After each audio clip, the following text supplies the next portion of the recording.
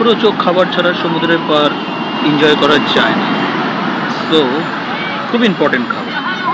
পেটে একটু একটু গ্যাস হবে, হতেও পারে, বাট এই খাবারের যে আনন্দ তাও তুলে দিই। এই কবুতরের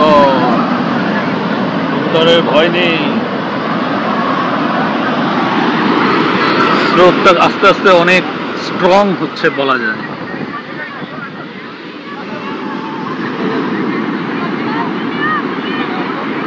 বাহ, আরো বড় হয়ে আসলে আরো ভালো লাগে। হালকা করে এসে আমার জুতো ভিজে গিয়েছে। আমি এখনো নামিনি অবশ্য, পাড় দিয়ে হেঁটে ঘুরে বেড়াচ্ছি।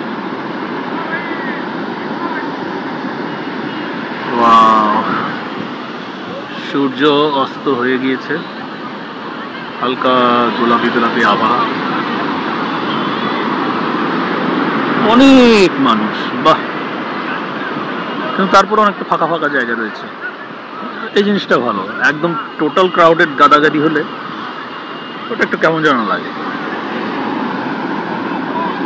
এদেরকে দেখে তো আমারও নেমে যেতে ইচ্ছে করছে। দেখি কাল, আমরা 3 দিন আছি, কাল না হলেও পরশু নামবার চেষ্টা করবো।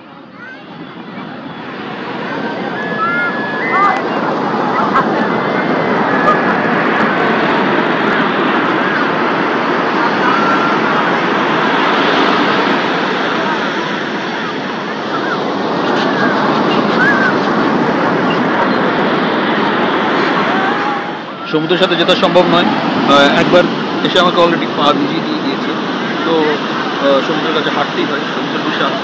ও, সূর্য আবার হালকা করে দেখা যাচ্ছে। আমার মনে হয় মেঘের ভেতর লুকিয়ে গিয়েছে, এখনো ফুল অস্ত যায়নি। তো আশা আছে আমি আবার রেকর্ড করতে পারবো। ও এখন পুরো গোলাপি হয়ে এসছে সমুদ্র, সরি সূর্য। দেখি আমি রেকর্ড করার চেষ্টা করি। আমি এখন বসে বসে দেখছি